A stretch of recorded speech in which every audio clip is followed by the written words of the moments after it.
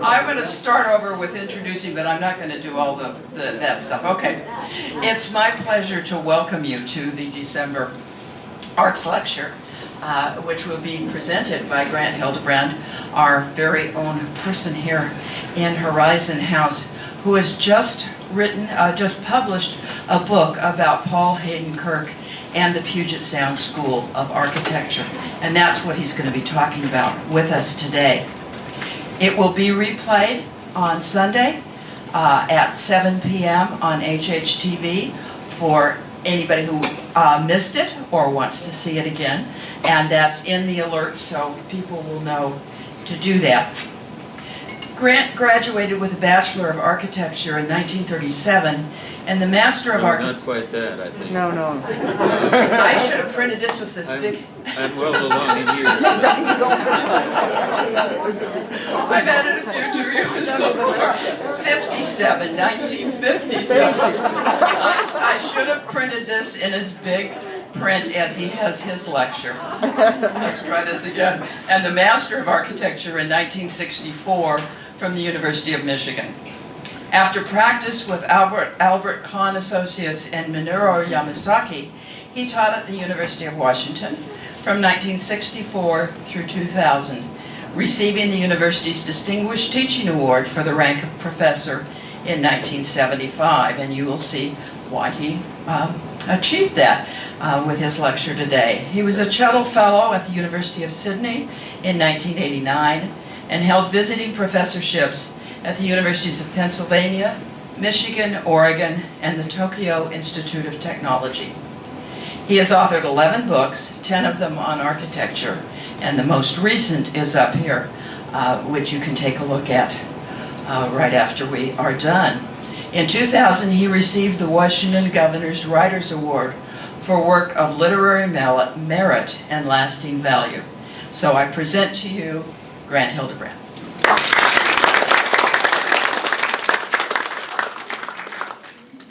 Thank you, Pam. And I have others here to thank. Kelly Rodriguez, can you stand up and show us where you are? Kelly. Over here. There you are.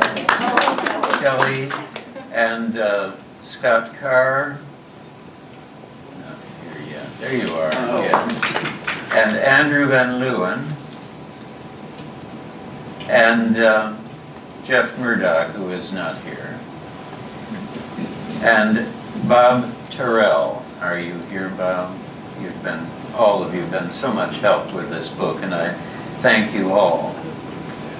I want to thank also Risa Ransom for her help today and for so many occasions in the past, and my wife Miriam, who has fed me ideas and critiqued my own over hundreds of breakfasts. I value her contribution enormously. Thank you all.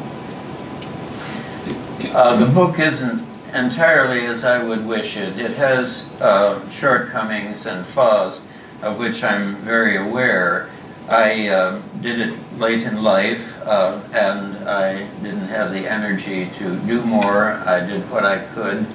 I think it's redeemed much by the photographs that were done by Carl Bystrom and the staff at the Bloedel Institute on Bainbridge, and above all, Andrew Van Leeuwen, who took some 63 photos specifically for this book, pro bono. Thank you so much. My talk is about a group of architects, Paul Hayden Kirk as the leading figure, who from 1950 to the mid-1980s produced a body of work, a body of architecture that I think is distinctive in itself. It was an architecture of small buildings built in wood, and so are most small buildings, but for this group, wood was the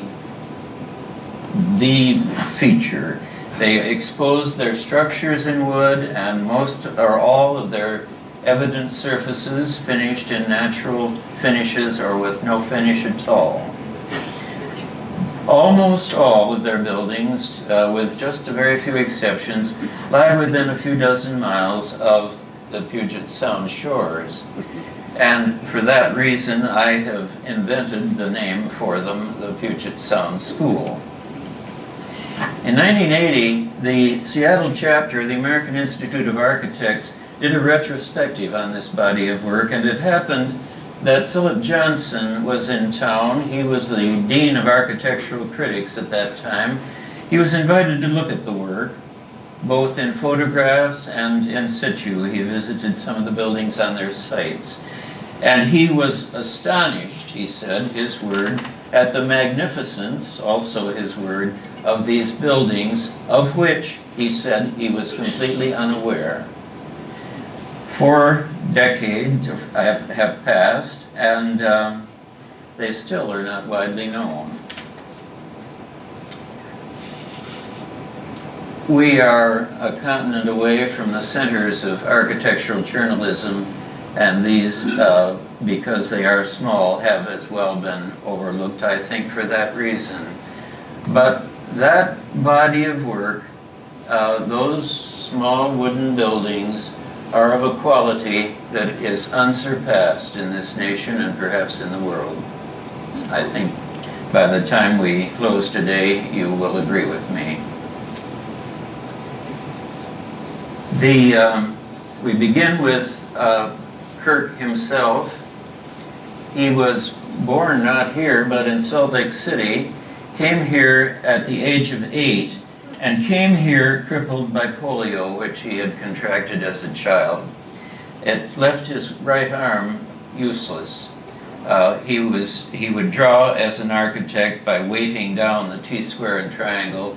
We were still in T-square and triangle era at that time, and drawing with his left hand. He was less than mobile with his legs, but they served him a little better for quite some time.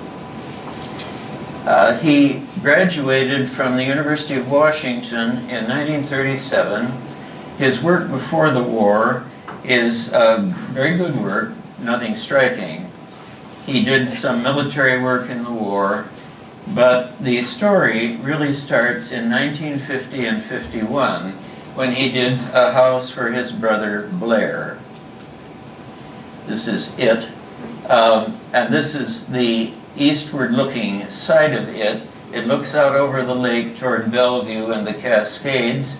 And because these architects practiced in a region that offered wonderful sights, this is open, entirely glass on this side, as you see, and this will be a feature that's common to many of the buildings you're going to see this afternoon. But although it's hard for you to tell, I think, the beams that come out that support that catwalk below the windows, those are paired. There are 2 of them, not 1. If you go up to the roof structure, and again it's hard for you to see, I know that, that's a single beam, and that is the normal way of supporting a horizontal surface by a column and beam system. But the ones below are paired. And I've drawn here this diagram of the 2 conditions, below the paired and upper and above the single one of the roof. And let's look at this for a minute. This is a hallmark of this group, and it's not found much outside this group. It belongs to this body of buildings around Puget Sound and not elsewhere. Why does it make any difference? What's the point of it? It does a number of things. One thing it does is to make the members lighter, smaller, because rather than a single large beam, we have 2 little ones. So they are of diminished size compared to the single beam approach. They make connection very simple. You all perhaps know those Japanese connections, those wonderful carpentry joints that require chisels and skill. Here you would cut the beams to length, and even that doesn't have to be particularly precise, and bolt or nail them to the post, and there you are. So it simplifies construction. It simplifies construction by amateur builders. and more than one of the buildings we're going to see this afternoon was built by the architect. Because the pieces are lighter, easier to manage, and easier to connect. It invites cantilevering, and once you've done this, you're almost automatically going to take it on out. And cantilevering, too, counterintuitively reduces the size of the beam. A beam that is cantilevered with an equal load across the thing and carried beyond the support will be of reduced size compared to one that is just a simple span. So it is yet again made more delicate, smaller by its invitation to the cantilever. And it gives a rather richer rhythm, I think, to the elevations that it yields, because instead of an A rhythm, we have an A-B that I think you'll see does some enriching of the appearance of the building. It's a feature that these architects played upon wonderfully. So the bypass system, as we call it, obvious why we call it that, it becomes a feature of these buildings, and we're going to encounter it in a building that I suppose many of you know by Paul Kirk, 1959, the University Unitarian Church. You see here a building that has the sloped roof low at the left, rising to those cantilevers that protrude from the eave up top. And they are bypassed by verticals that carry a walkway that's down below and shielded by that grid of wood. But then you look back at the roof, and there is a counter slope that rises to roughly the middle of the span.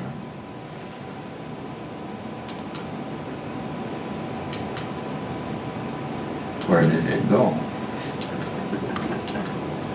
There we are. This is it from the street. It'd be familiar, I suppose, to many of you. Many of you may go there from time to time. You see the bypassing verticals that hold the walkway below. Beautiful view. And this is the interior. And here the reason for that counterslope in the roof becomes evident. It's a light source. Kirk has developed a clerestory along that midpoint to flood the one side of the space with light. It leaves the left side dark, and we'll talk more about that later on. But this is a first and very typical instance of Kirk's attention to light, admission of natural light in a region that has precious little of it. And here we look up at that clerestory, you see it there, and you see that its mullions that rise from the beams are bypassing the beams themselves, and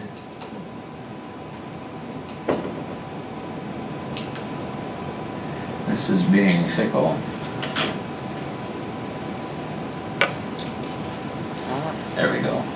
And here the choir and organ loft with the bypassing elements as a suspension for the loft.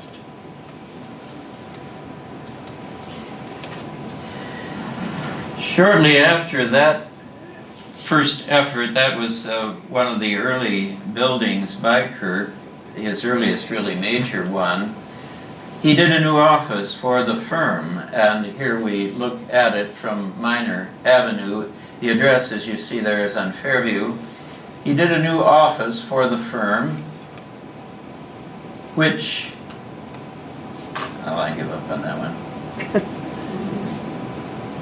There we go.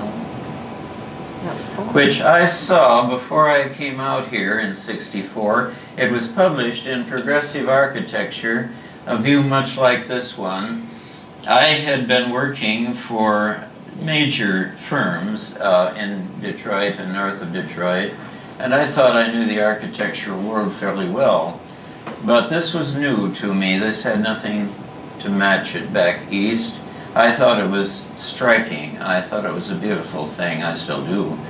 And here you see the bypassing elements of vertical supporting that bold cantilever that holds the main floor. The corridor runs along this glass surface that you see. It's immediately this side. This is the south side of the building. And off to the left, way to the extreme left, you can perhaps see Lake Union beyond the tree. This is right at the shore of Lake Union. Paul's office, Paul Kirk's office, was the leftmost unit of this, so he got a splendid view across the traffic and out to the lake. And here he is. He's the figure in the foreground at right, looking back toward across the desk, Paul Hayden Kirk, and his office on Fairview.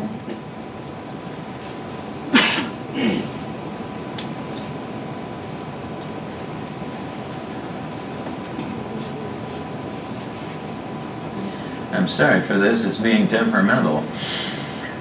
And this is the side toward the lake. This would have been Paul's office behind that glass. I'm not sure I should go on about it extensively. I think it stands for itself. I find it beautiful. I hope you do as well. I think it's a lovely set of proportions. The square halved in the window bays behind that bypassing vertical, and then the projection out to the right. That was said to be a window washing deck, but it's hard for me to imagine how it kind of worked.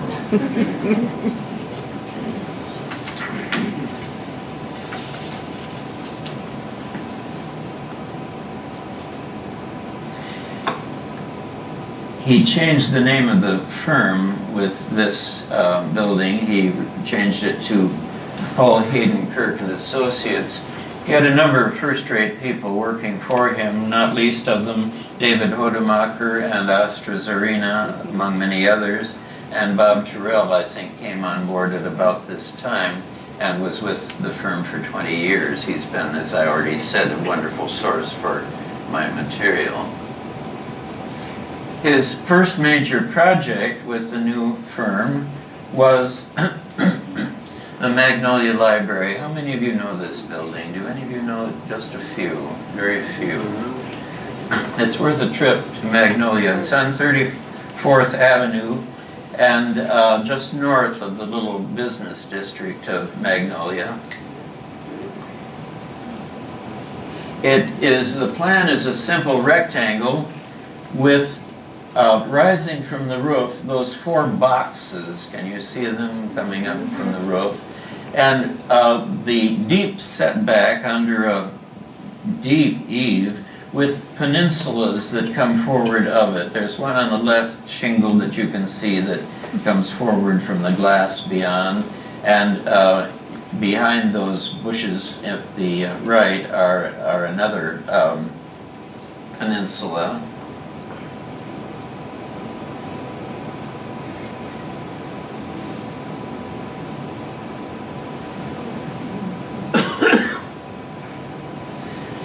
The landscape here was by Rich Haig, and it's early on for Rich's career. He came here in '58 with a wonderful dossier of experience and became, of course, a nationally renowned figure.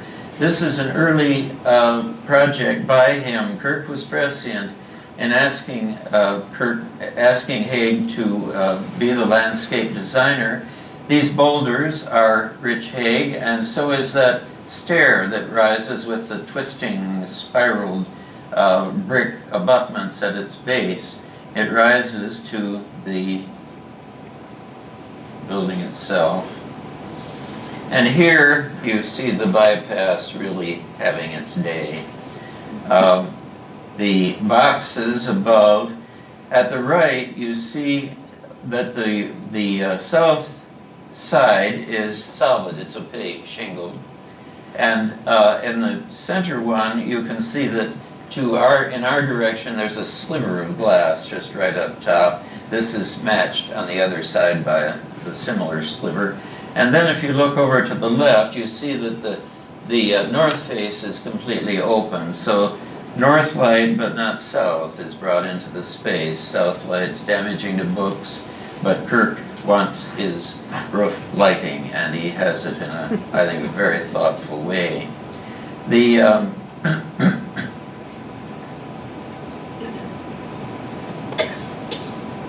on.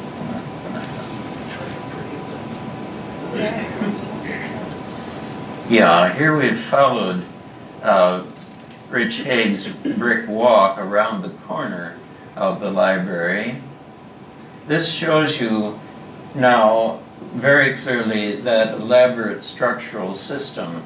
There are 3 tiers of bypassing paired beams here. One is pointing off to our left, and the 2 above it, a smaller one, and then the large one that's doing the heavy lifting, that's really carrying the roof. And each of these, as you see, is projected way beyond the point at which it's doing any work. This is purely an expressive device, and I think it does the job of declaring the richness of this structure superbly. Here we see it, the southern elevation, the entry elevation. We enter, of course, off to the left, for those of you who know the building. And we enter into, I think we do.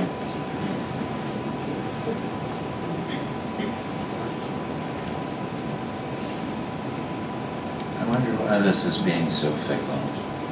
There we go.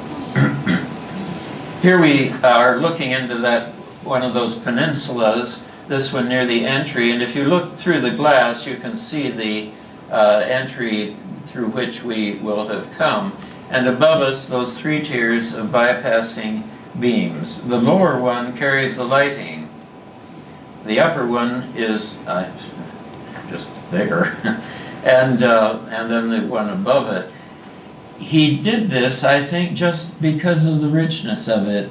He had done a second house for his brother Blair, and in that one he used this multiplicity of paired beams, and he seemed to like it, and he deployed it here. But it also gives a double scale, which I think he may have liked. The building is both low, close to our heads, and high, well above. And this, my guess is that this was part of his reasoning. Here we are looking in another one of those peninsulas, and looking out here through the glass at the walkway that we used to approach the building.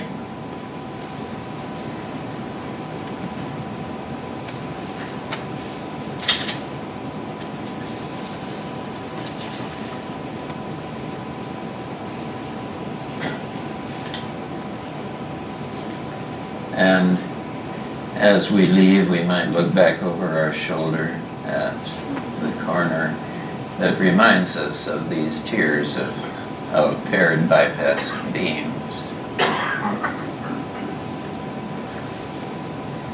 You've seen one church by Kirk. Here's another, and utterly different. This is the Japanese Presbyterian church. It seems oriental to me, and I'm not sure I can describe to you why that is. The outward turned corners and cornice have something to do with it, but I don't think I can tell you why. It has an orientalness that evades my description. It was originally fancy butt shingled. Shingles with the bottoms of them cut to a pattern, usually a half circle, and much of that was lost on this side by fire and replaced with simple plain butt shingles. But the other side, if you visit this, is worth walking around to see. It still has much of the fancy butt treatment, and it's a very pretty way to handle the wall. And that's not it.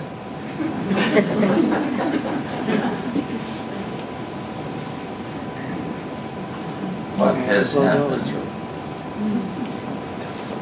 I'm failing to understand this.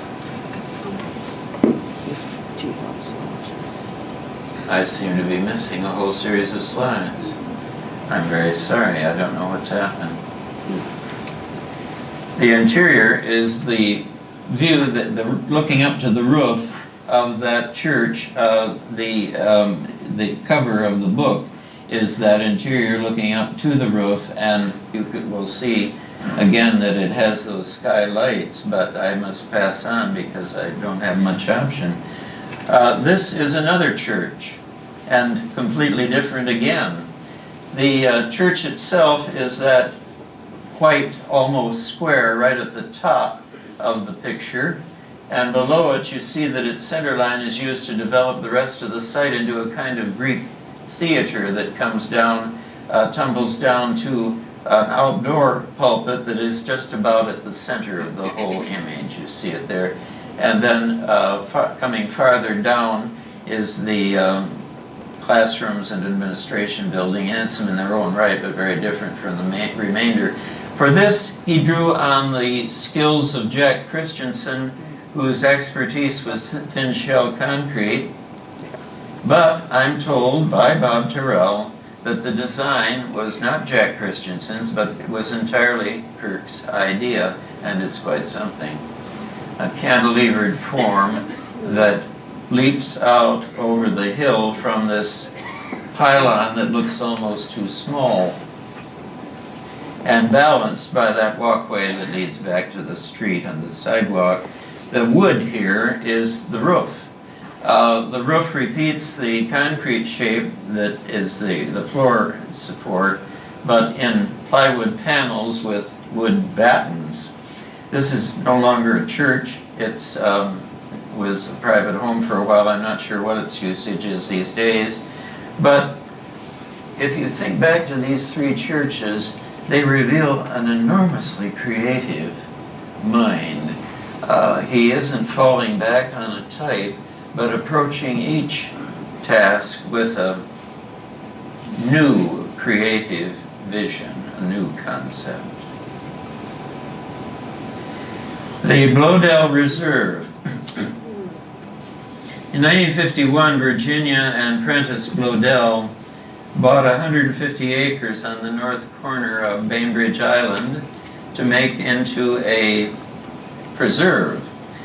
And they had in mind making half of it as a preserve to emulate unalloyed nature. Every inch of it is designed.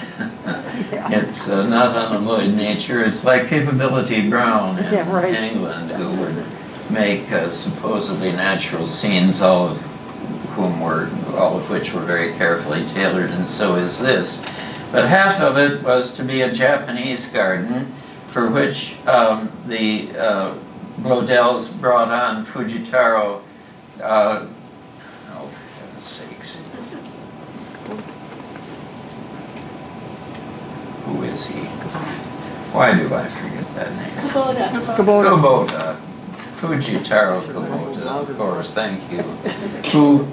Who made the Japanese garden part of the reserve. You see here part of his design, and at upper left is the guest house that started out as a tea house. I should say that the garden itself involved, in the natural part of it, involved Rich Haig again, and many others, Ian Robertson, Thomas Church. Here, Kubota is the designer, and they called Paul Kirk to do the it was first a tea house, then become a guest house. You see it here on the downhill side. It occupies a steep escarpment on the site. Here it's 2 stories, and we'll see on the opposite side that it's a single story.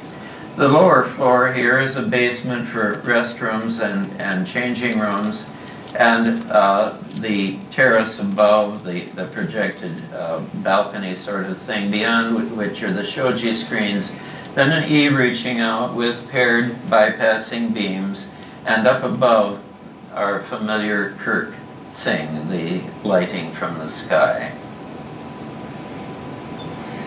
Here we look at it on the uphill side, the rock garden that, for those of you who have been into Japan, may remind you of Ryoanji, the rocks of the Shinto.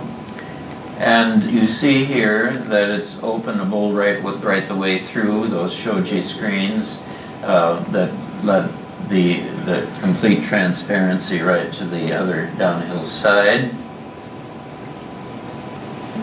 Bypassing beams, bypassing columns that were simply peeled trees. The staff of the reserve part of the site were sent out to find trees that were clearly straight enough that peeled they could serve as columns, and that's what you see here. These are that. If you follow that eave paired beam, you see that it moves past bypassing one column, then bypassing another, and then clamping a piece that rises diagonally. Here are those trees. You can see that finding a straight one isn't all that difficult. And here, that interior. That diagonal piece that I pointed out to you rises to become part of the armature of that skylight. And the whole thing becomes a very integrated kind of composition of structural pieces that form this. I've called it an armature, probably a good term for it. This armature of structure become aesthetics, become space, become a whole thing. Furniture here by George Nakashima, also a University of Washington graduate.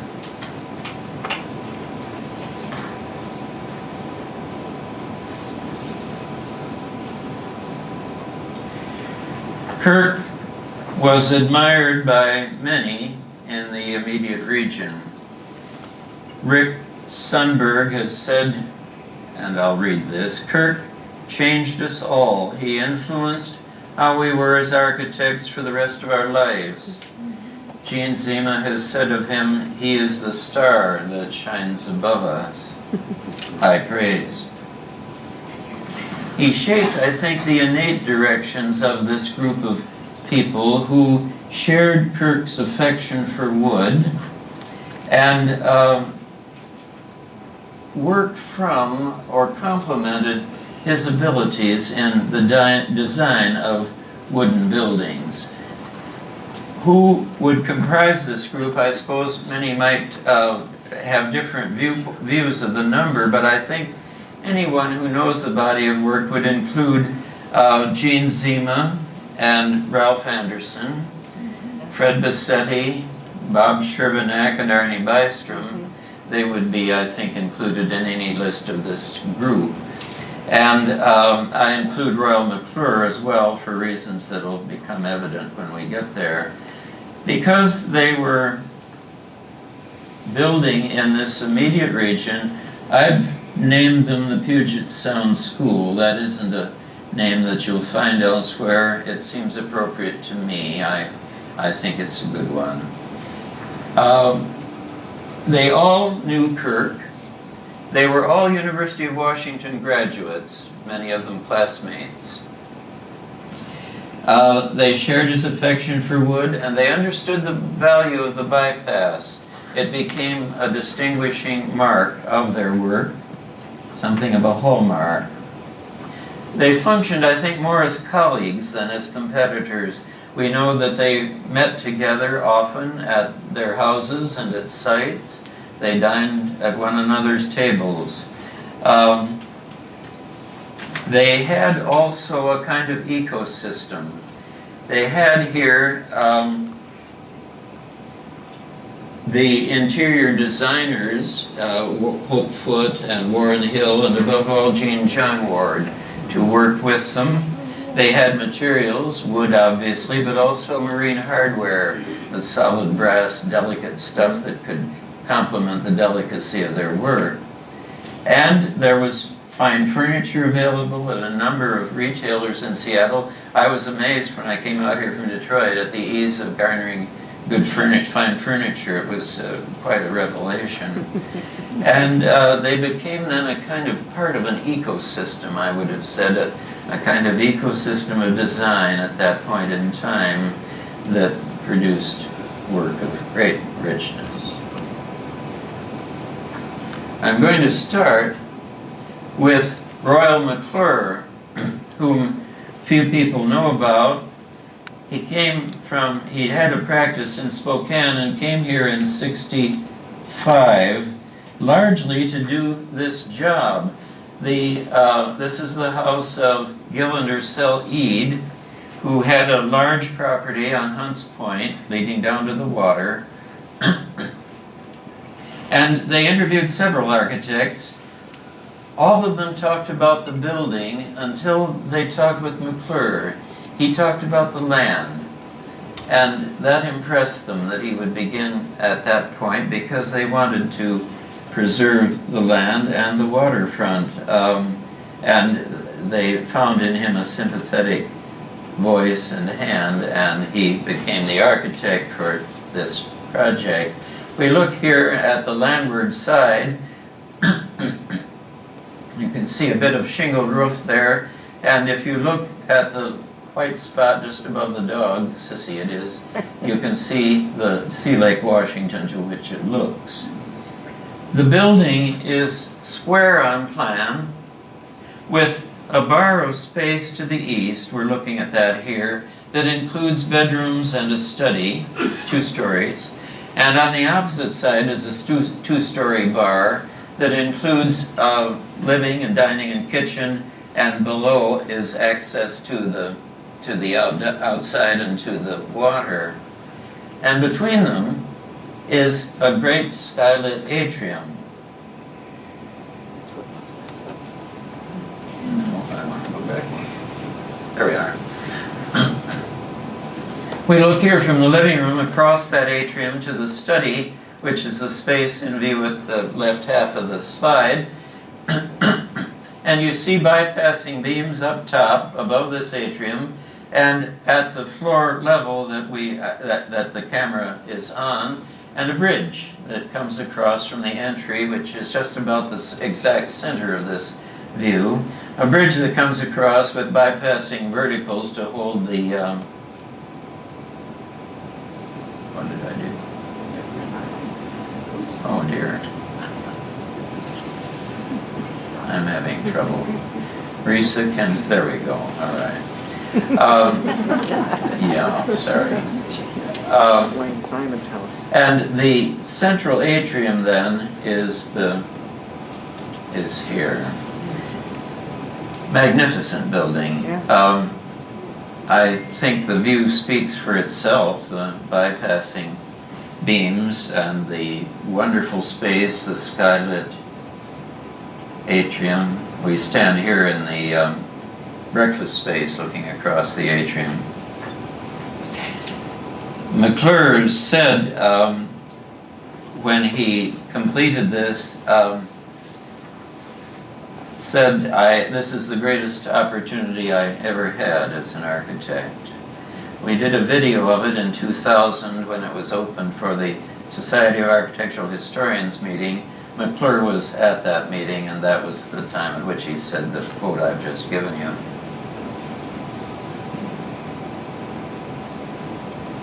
Ralph Anderson. His office was a training ground for a lot of the next generation of architects, Jim Olson, George Suyama, many, Gordon Walker. He gave many of his employees an opportunity to design buildings, and it's sometimes hard to know who the designer is in work that bears his name, but he had a particular trademark that identifies his work personally, and it's in these strong verticals that hold that projecting bay. You see it here in the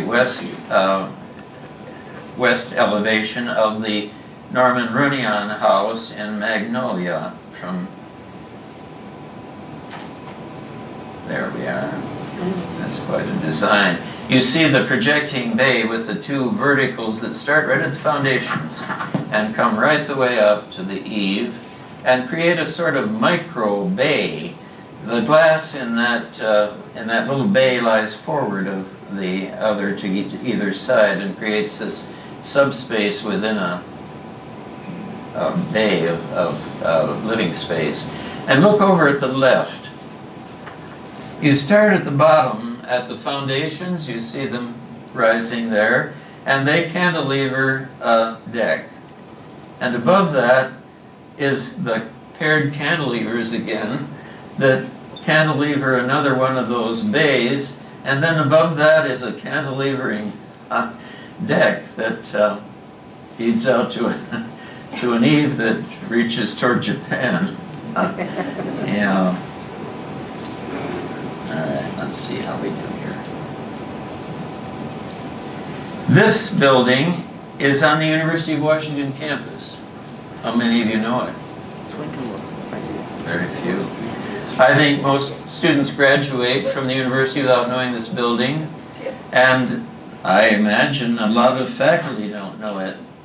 It's a beautiful building. It's the Forestry Research Building, Hugo Winkenwerder Hall, in the forestry complex at the southern edge of Stevens Way that circles around campus.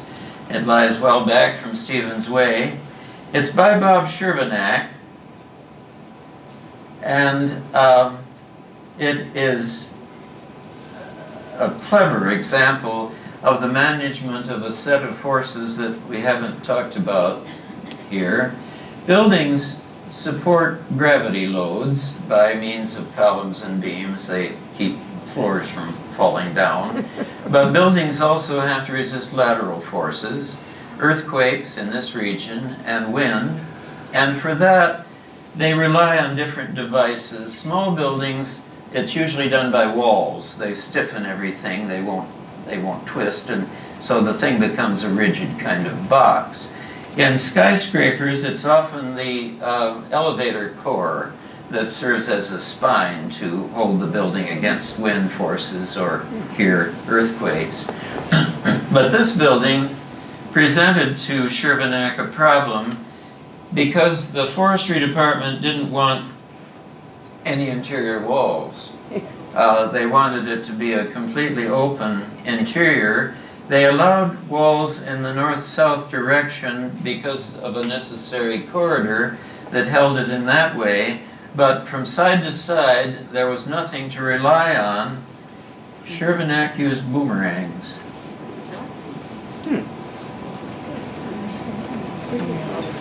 Here we look along the side of it, and perhaps you can see them in every other bay.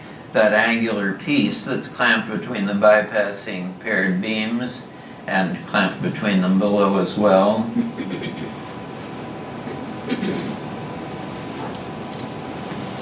It's almost an orgy of bypassing systems, isn't it? How much can you bypass and still make a building of it?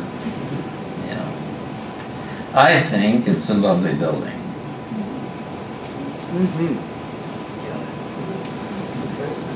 I like it very much indeed. For those of you who don't know it, the next time you're on campus, you might track it down. It's worth a visit. Very south end of it. Gene Zima. I wrote a book about Gene. Wonderful man. His house in Laurelhurst. And I'm just going to show you a few slides of it and let it speak, I think, for itself.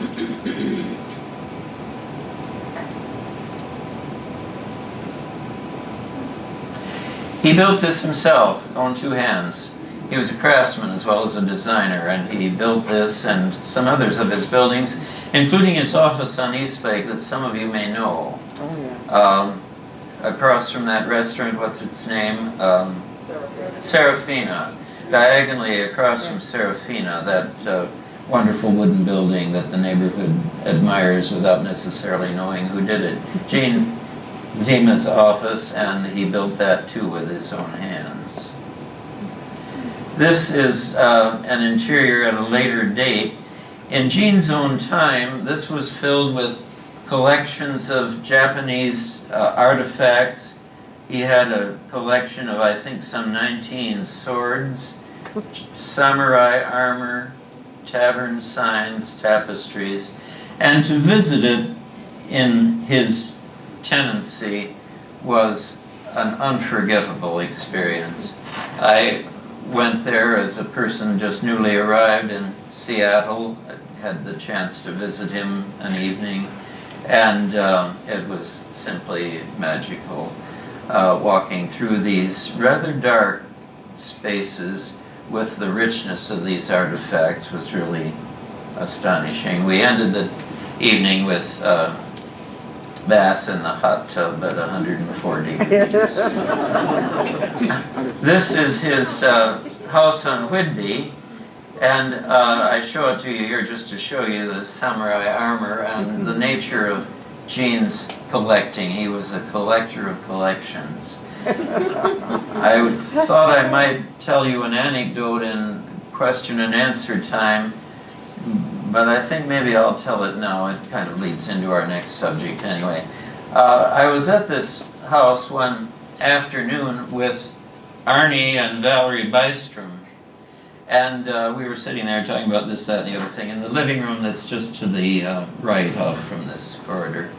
We were sitting there talking about architecture, and Arnie idolized Chartres Cathedral, and he was talking about how Chartres was the greatest building in the world.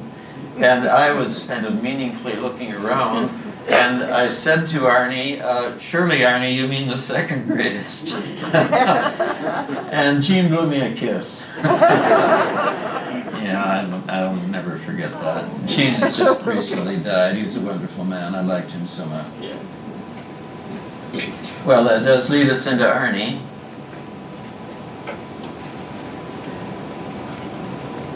Yes, this is his Peggy Moore house on Whidbey. It has been a B&B for quite some time.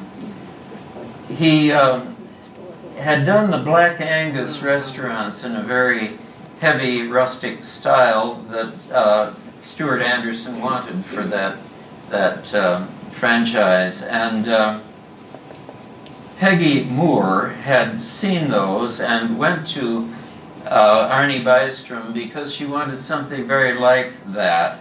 Arnie, I've already told you his idolizing of Chartres Cathedral.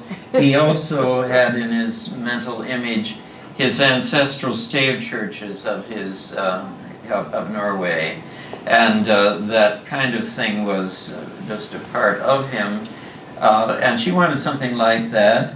He gave her a building that on its exterior isn't much like that. It's more a kind of tailored shingled skin, but you can see through that enormous quantity of glass that there is inside it a structure that might seem quite different in character. This is a wonderful picture by Carol Bystrom. We're looking here at the kitchen, and if you look up at upper left, you see the structure fading away around a light well that comes right through the middle of the building to light this aggregation of bypassing beams and columns that work their way up to a second floor. Majestic. Wow. Majestic. Wow.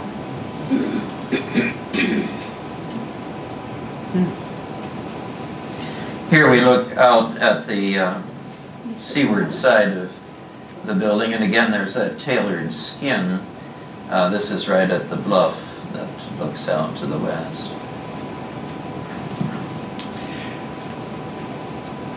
Arnie did, with his own hands, built a retreat on the Raft River estuary right at the coast.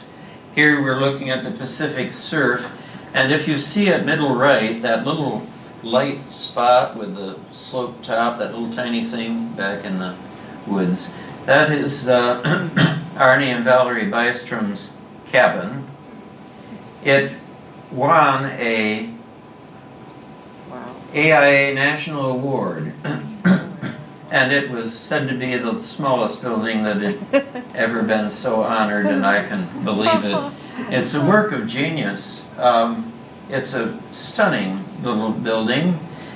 Dennis Reed had a mutual friend to whom he turned because Reed wanted to build a third house for himself at Sun River, and he was looking for an architect.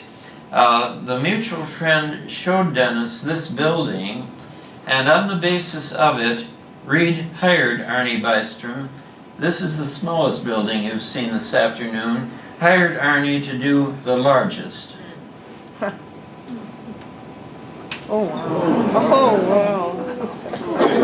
This is one of America's great houses, beyond any question. The little cantilevered panels that you see are part of a solar collection system. How do I describe it? It's this great roof that sweeps out over eventually a two-story space, having passed on the way, well, I should say 2 stories of inner space, and then a space that's 2 stories high that we see here on this side with all the glass and those diagonal little peninsulas. All of this done in magnificent complexity of wood usage. There are well over 20 species detailed into this building, culminating, I think you can see in those splayed column tops of those great columns that reach up to support the gable of that roof. Wow. Come on, come on, come on. There we go. Here we look down from the stair down to the living space with the fireplace at the end, bypassing beams all over the place. Here the dining space. Arnie did the furniture here as well as the architecture. That dining space is of Arnie's design, and it's a stunner, beautiful. The stairway. How elegant is the detailing? Let me try to show you. Oops, can't do it. Another slide that somehow dropped out of the system. Perhaps you can see, or maybe you can't, that the stair rail is a whole series of laminated pieces that, as they downturn toward the end, become interwoven with little peg pieces that make the turning. An amazing design in wood. Arnie had in mind some of the work of California, the Gamble House in particular, that shingled effort, all in wood, and he was, I think, trying in a way to do something as grand in a new aesthetic.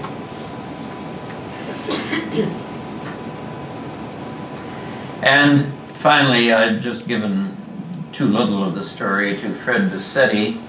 He was the longest lasting of the bunch in terms of his work, and retired long since and still passionate about architecture. In the 1990s, he remodeled this little houseboat on Portage Bay to be his Seattle home. He had a farm well east of Seattle that was his main home, but in Seattle, this was it. And it is a reasonable, I think, perhaps encapsulation of the spirit of the Puget Sound School. We look out here eventually toward water that will reach the sound. Perhaps you can give me that poetic license. What was its legacy? It led to a studio at the university by Andy Vanags and Barry Onoe that asked the students to create a building using the bypass system to understand how structure might inform design.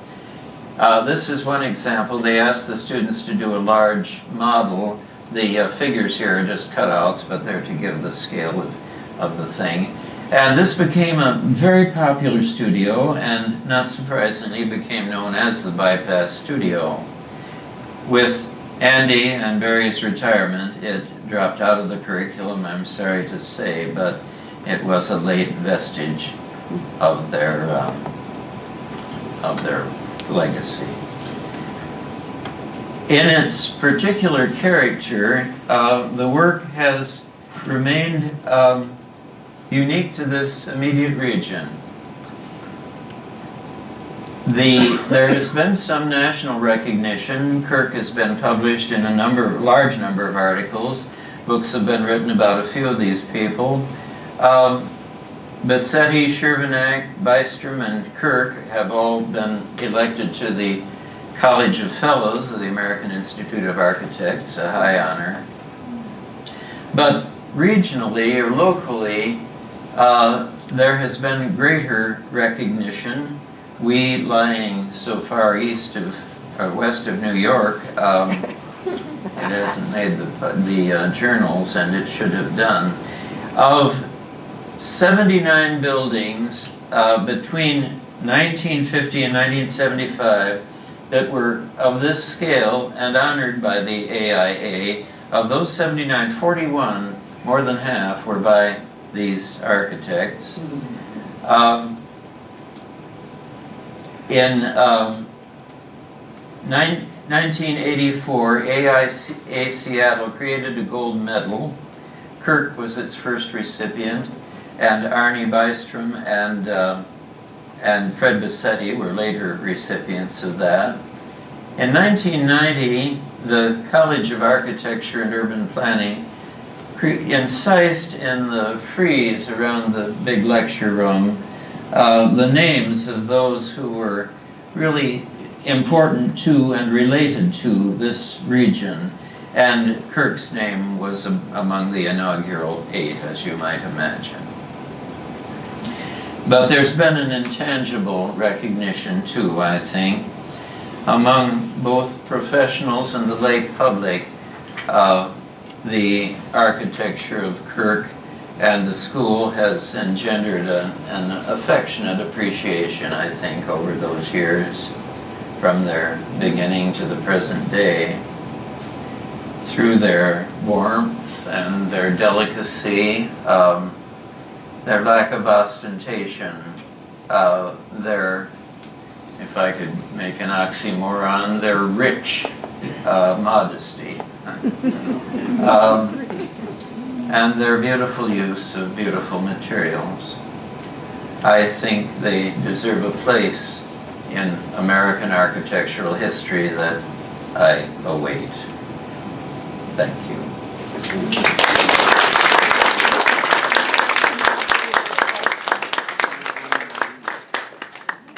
Thank you very much. That was just remarkable. We actually have this room longer, and if you want to entertain questions and such, we have some mic runners. If people need to go, please feel free, because indeed that's that's the hour there. But we've got plenty of time for questions and answers. So, are you up for that, Grant? Yeah, sure. Okay. All right. So, raise your hand if you would like to make a comment or have a question.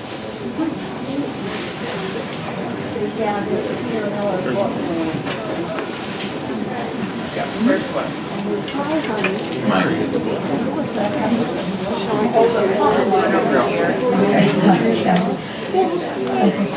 Grant. Yeah. Hello, Grant. Can't hear. We have one over Over here. here? Right. Okay, yeah. Grant, I want to thank you very much. You gave a very similar talk several years ago that I have remembered and occasionally looked and seen if I noticed things about houses particularly. But I just want to appreciate so much your vision and the opportunity that you give us to try to use your eyes or inform our eyes by yours. So just a great big thank you. Yes. It's been an unalloyed pleasure.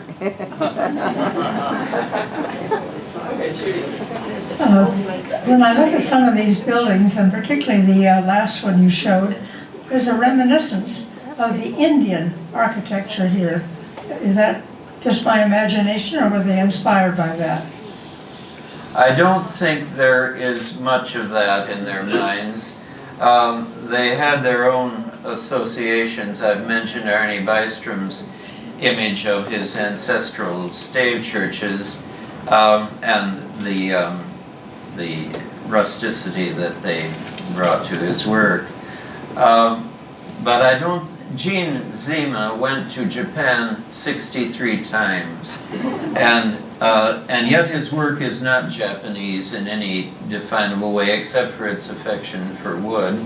I don't think they had there may be a coincidence in that they're working in the same climate, the same geography, with the same materials, but I don't think there was any conscious relationship to Native American work. Not that I'm aware of. I knew most of them fairly well. I knew Gene very well and Arnie, and I don't remember their mentioning much about that. And Miriam asked Miriam asked if you could recognize the photographers again who are here. Yes, Carl Bystrom, who provided work on his photography on his father that was essential to me. Is Carl here?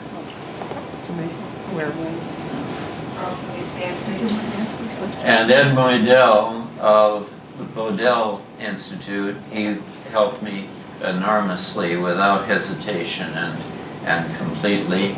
And above all, Andrew Van Leeuwen, who provided so much in terms of the photography, so much.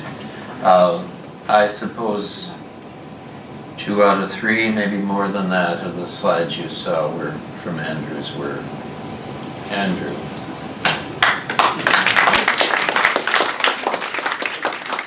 Much of the book's success, it would be due to Andrew, much indeed, and his name is rightfully on the cover. What is the title? Paul Hayden Kirk and the Puget Sound School. Brad, I had a question about the last large building you showed. Yes. I was trying to remember where that is located. Oh, it's in Sun Valley, Ketchum. Yeah, Sun Valley. It's the one of just 2 exceptions to the Puget Sound region. The other one, of course, is Arnie's cabin off on the coast. Otherwise, all the buildings you saw are very much within this Puget Sound area, very much so. You don't find them south of Chehalis or north of the San Juan. Right. Thank you all. Thank you. Nice to see you. Brant, Yes. Brant, What? it's What? artists over here.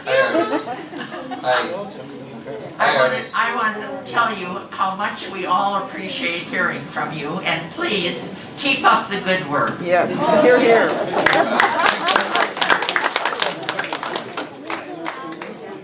Thank you, Mike. Keep up the good work.